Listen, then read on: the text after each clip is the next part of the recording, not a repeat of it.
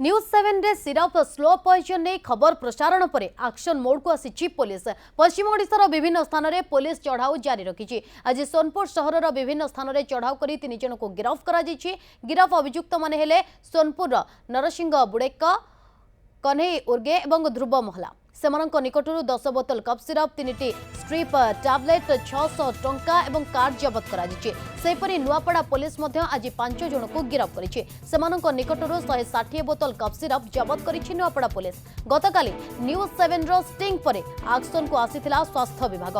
बेआईन cup syrup कारबार घटना रे सारा राज्य रे जोरदार धरपकड़ हेबो बोली कहिथिले स्वास्थ्य मंत्री नव दास। विभिन्न स्थान में रेड करा लाइसेंस रद्द करा केवल पश्चिम ओडिशा में सारा राज्य में यह धरपकड़ चलिबो जेउठी बिना प्रेस्क्रिप्शन रे एही कप सिरप दिया जाउछि ताहार तदंत करा संपृक्त दुकानी विरोध में कार्यानुष्ठान हेबो।